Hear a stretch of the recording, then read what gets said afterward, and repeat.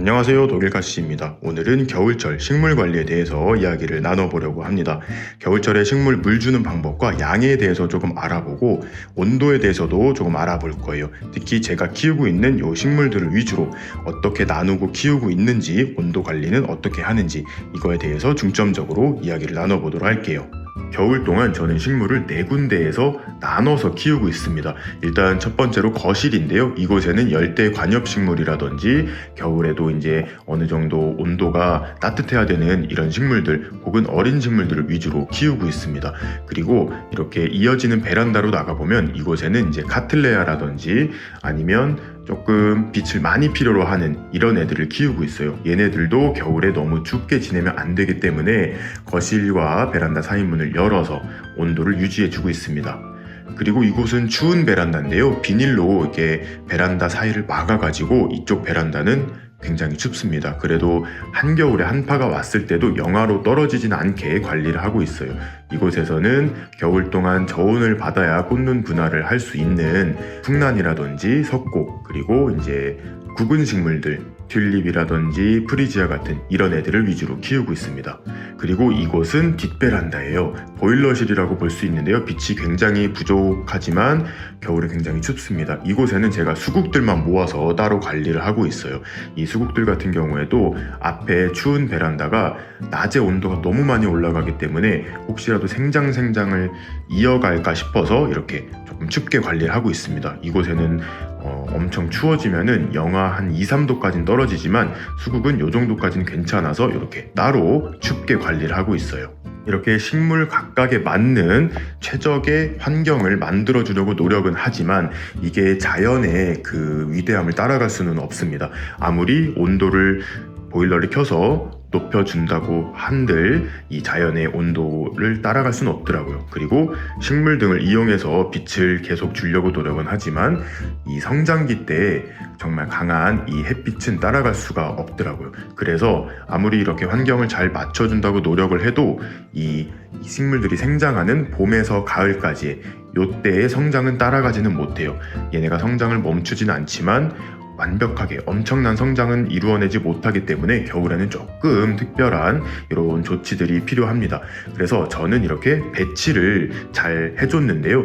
이제 식물을 키우다 보면 이렇게 다이라든지 선반 위에다가 놓고 키우는 경우가 있습니다. 그런데 지금 저희 집 보시면 이렇게 땅바닥에 이렇게 있는 식물들이 있습니다. 이것도 다 이유가 있는데요. 얘네들도 사실 이렇게 선반에 정리를 해서 키우면 좋지만 여기다 놓는 이유가 있습니다. 이 바닥이 보일러로 인해서 따끈따끈해서인데요. 저희 집은 베란다를 항상 21도에 맞춰놓고 생활을 합니다. 한겨울에도 21도 정도 맞춰놓고 생활을 하는데요. 거실에 이 공기는 조금 일반 집보다 차가울지언정 바닥은 항상 따끈하게 유지가 되고 있습니다. 이렇게 바닥을 따끈하게 해놓고 그 위에 화분이나 이제 식물들을 놓고 키울 때 굉장히 좋은 점이 있어요. 바로 이 화분의 흙이 조금 빨리 마른다는 점인데요. 이 겨울철에는 식물들이 물을 줘도 봄에서 가을처럼 빨리빨리 물을 먹고 증발시키는 이 작용이 좀 느려집니다. 인간하고 똑같아요. 신진대사가 겨울 동안에는 조금 낮아진다고 보시면 됩니다. 그래서 얘네가 물을 조금 늦게 흡수하고 늦게 방출시키기 때문에 이렇게 땅 아래에다가 놓으면은 이 화분 속의 흙이 조금 따뜻하게 돼서 조금 증발시키는 양을 좀 높여주고 얘네로 하여금 아직까지는 좀 생장을 잘할 수 있는 그런 계절이다라고 약간 착각을 하게 만들어주는 거예요. 특히 물꽂이 중인 식물들은 제가 저희 집에서도 가장 따뜻한 곳에다 올려놓고 키우고 있는데요. 저희 집은 좀 오래된 아파트라서 그런지 방바닥이 골고루 따뜻하지는 않고 이렇게 손으로 만져보면서 돌아다녔을 때 유독 따뜻한 공간이 있더라고요. 그 공간이 바로 이 소파 앞 공간인데 그래서 물꽂이 중인 식물들 혹은 이렇게 수태 위에다 올려놔서 지금 번식을 하고 있는 이런 애들 같은 경우에는 가장 따뜻한 곳에 이렇게 놓고 키우고 있습니다.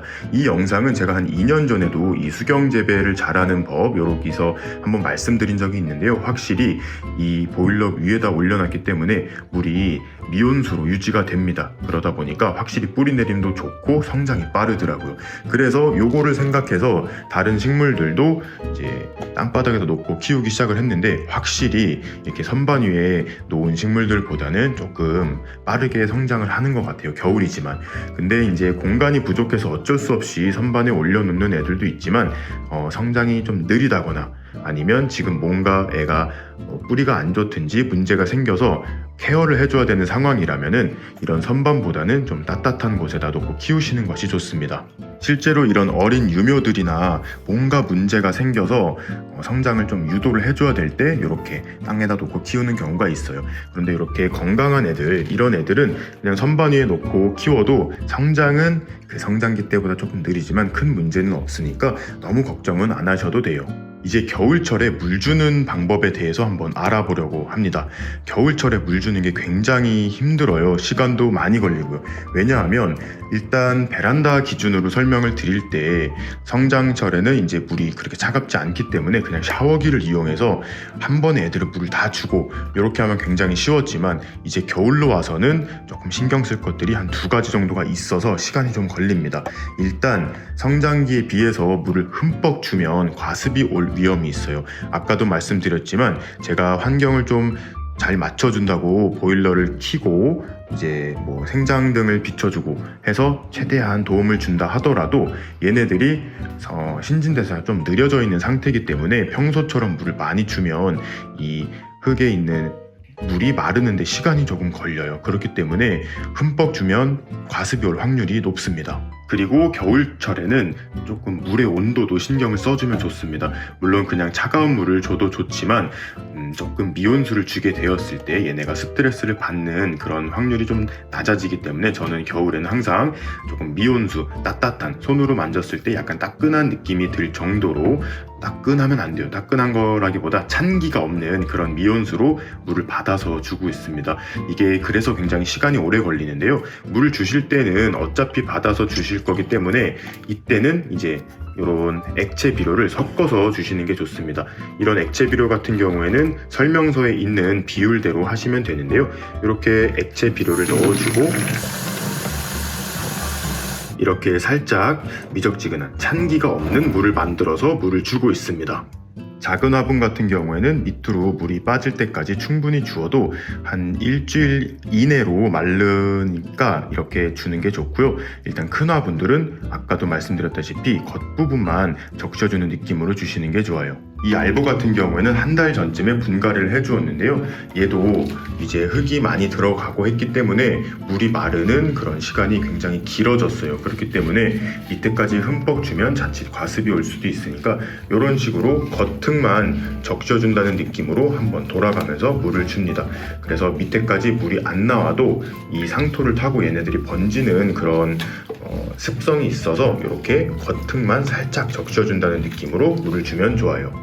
특히 추운 베란다에서 키우는 이런 식물들 같은 경우에는 물마름이 굉장히 느립니다. 지금 현재 시각은 9시 30분인데요. 아직 되게 춥잖아요. 12도를 기록하고 있는데 여기서 키우는 흙으로 키우는 식물들 보시면 흙이 굉장히 안 마르고 있습니다. 지금 올리브나무 이렇게 2개를 키우고 있는데요. 이 작은 올리브 같은 경우에는 벌써 물을 준 지 한 2주가 됐는데도 아직도 촉촉합니다. 절대로 이럴 때는 물을 주지 마시고 이 겉흙이 마를 때까지 기다리시는 거예요. 이 엄마 올리브나무, 얘 엄마는 아니지만 조금 큰 올리브나무예요. 제가 한 3-4년째 키우고 있는데 얘도 그저께까지는 이렇게 겉흙이 촉촉했습니다. 그런데 한 이틀 정도 지나니까 겉흙부터 마르기 시작을 했어요. 이럴 때는 손가락으로 한번 이렇게 파보세요. 안에 보시면은 약간 이제 한 2cm 정도 내려가야 젖은 흙이 보이기 시작을 합니다.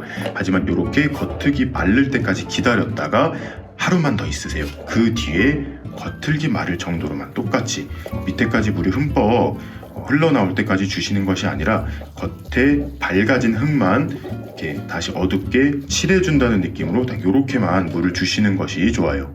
그리고 이거는 서큘레이터인데요. 그냥 선풍기형 서큘레이터입니다. 한겨울에 추워 죽겠는데 뭔 선풍기냐라고 생각하실 수도 있지만 겨울에 가장 무서운 해충 중에 하나가 응애예요. 이 응애들 같은 경우에는 이제 습도가 조금 부족하고 온도가 많이 내려갔을 때 창궐하기가 쉬운데요. 그래서 여름철보다는 이렇게 겨울에 이 서큘레이터 혹은 서큘레이터가 없으시다면 선풍기도 이렇게 충분한 효과를 줄 수가 있어요. 예를 들어서 공기가 잘 순환될 수 있도록 해주는 게 굉장히 중요합니다. 요거를 게을리하면 안 돼요. 진짜 거실에 식물이 많아지고 나서부터는 꼭 서큘레이터를 잘 틀어주고 있습니다. 이렇게 생각해보면 그렇게 어려운 관리 방법이 아닙니다. 그냥 온도는 조금 높여주고 물은 과습이 오지 않을 정도로 주는 게 포인트인데요. 이것도 사실 본인이 직접 키워보시면서 본인 환경에 맞는 물주기 텀이라든지 양, 온도 같은 것들을 직접 체크를 해보셔야 돼요. 집집마다 성장과 이제 환경이 다르기 때문에 물이 얼마 만에 마르는지, 이만큼 줬을 때 얼마 만에 마르는지 이런 것들을 체크하셔서 조금 번거로우시더라도 이 추운 겨울 동안에는 그렇게 관리하시면 확실히 얘네가 잘 크는 것을 느끼실 수 있을 거예요. 그럼 오늘 영상은 여기서 마무리하도록 하겠습니다. 재밌게 보셨거나 도움이 되셨다면 구독과 좋아요 그리고 알림 설정까지 해주시면 감사하겠습니다. 뿅.